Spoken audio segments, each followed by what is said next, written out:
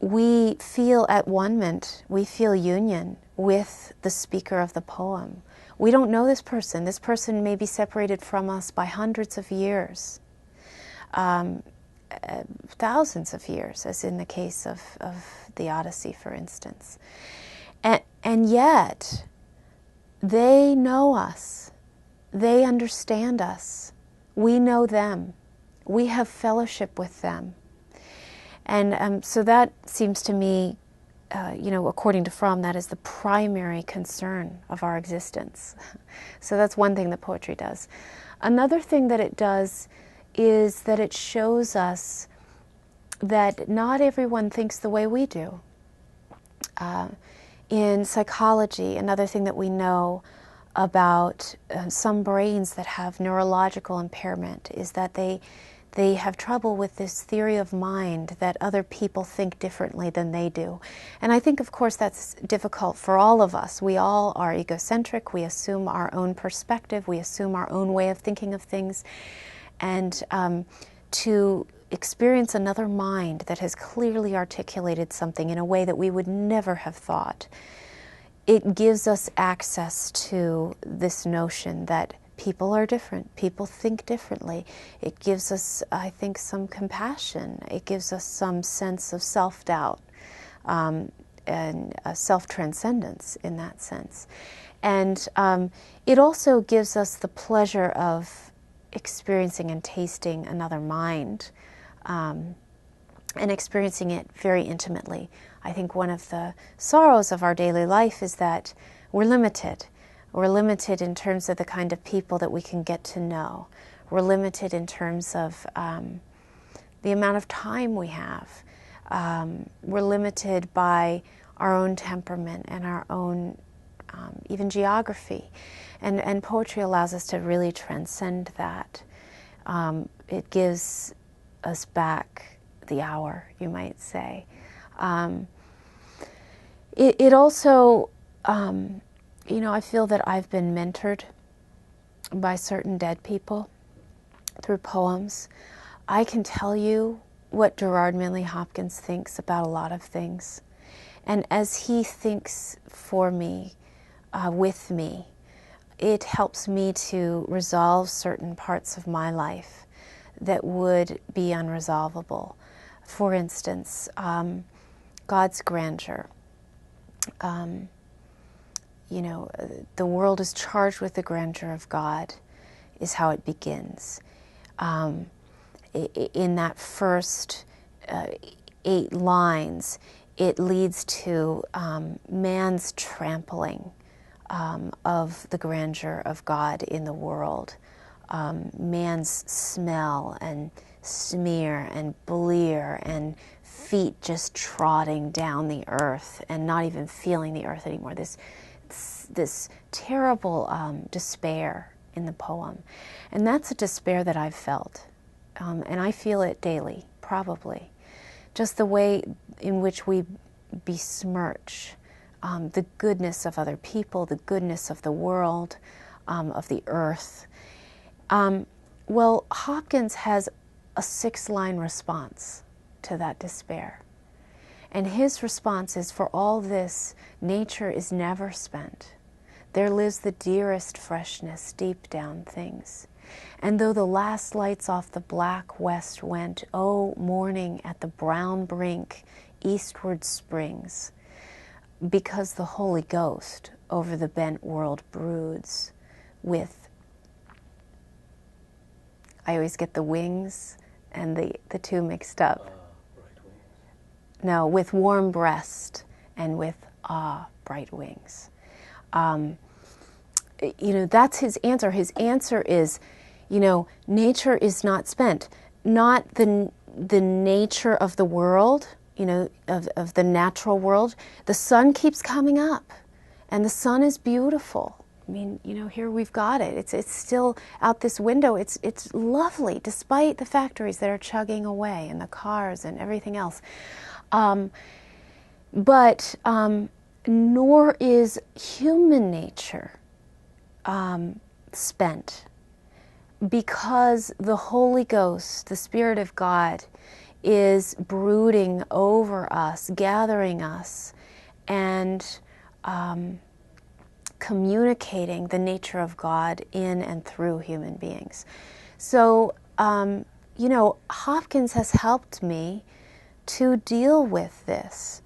And had he not done it in a way that was deeply heartfelt, if I hadn't felt the despair in the sounds and the rhythms, if I hadn't felt the joy and the hope in the sestet, the second answering lines, then I might not have listened to him. But because I heard it in the language, it penetrated me at the level of my own convictions and emotions. And so, poems can really help you to deal with the problems of your own life and the conundrums of your own life. I would say as well that poems wake us up. They make us alert. A lot of religious traditions talk about the need for consciousness, the need to pay attention, to be aware, not just awake and not just able to pay attention, but spiritually aware of the world that is around us and the people that are around us. And poems do that because of their own attention to that level of life. As I said before, poems bring history into your own framework in a way that I think textbooks can't. Poems also let you live next to them, so there's this real sense of intimacy that in daily life often we don't get. We get the voicemail, we get the bank teller separated by multiple panes of glass. We get, even the chaotic family dinner. Family dinner is a good thing, but it comes and goes, and maybe you didn't really experience the intimacy that we all do crave. But that's not the case with poems. I'm not saying they can replace intimacy with human beings, but they certainly give you access to someone else's life in a very intimate way. And going back to the history, there have been, it's very noteworthy that totalitarian dictatorships always shut down the artists, but in particular the language artists, the poets. And they do this because they are attempting to own the minds of other people. They are attempting to propagandize. They don't want you to think. They don't want you to question. They don't want you to have fellowship with another human being outside of this time and place, because so much of what those totalitarian dictatorships are doing is controlling, is keeping you in this very narrow space of possibility, both for your own actions as well as your own thoughts. And poetry gives you access outside of that confinement, and it creates, it's subversive in that sense. And in fact, there are many examples, of communism under Stalin, for instance, where the poets were killed and persecuted and imprisoned. Their children were imprisoned so that they would stop writing. Absolutely, I think that's what I mean when I say mind. They want the kind of allegiance that causes the personhood to die. Another thing that Fromm says about love is, actually I wrote it down. He says, love is union under the condition of preserving one's integrity. Union means being engaged with humankind with eyes open. That is precisely what they do not want. They do not want your integrity to be preserved. They don't want your particularity to be preserved. And it's the imagination in many ways that preserves those faculties. I think that I probably have covered most of the ways. I've got myself a little list here. I've mentioned naming already. I would also just say that your relationship to language really changes when you study poetry. You, first of all, become attentive to words. You become attentive to structure and to the fact that language, sentences, essays, thoughts, they have a structure. Because you're very much able to look at the structure of a poem because it's compressed and small but highly structured. So that happens with poetry. But another thing that happens with poetry is that you learn how do you interpret. Of course, our lives are about interpretation, right? We're always interpreting. We're interpreting other people. We're interpreting the signs that we perceive in the universe. We're interpreting a text. We're interpreting a social exchange.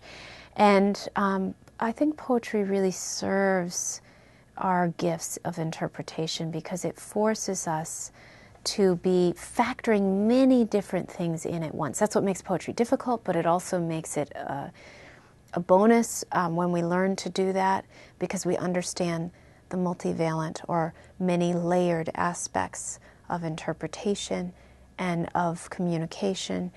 And then lastly, I would just say that poetry really gives you a sense of metaphor.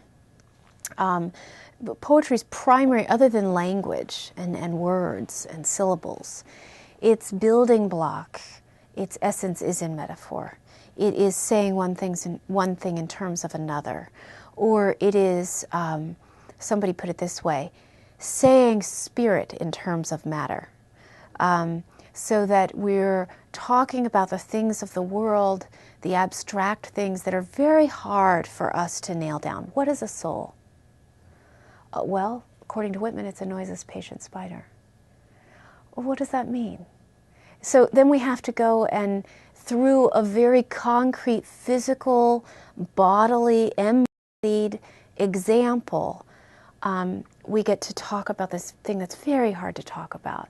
But not only that, but then it sticks with us, and we get to think of that thing and locate it in our brain according to those concrete particulars. We have bodies for a reason, I mean, it's not incidental, and it's not purely animalistic and low, the way some Greeks felt about the body. It's a gift to us, and poetry engages that gift.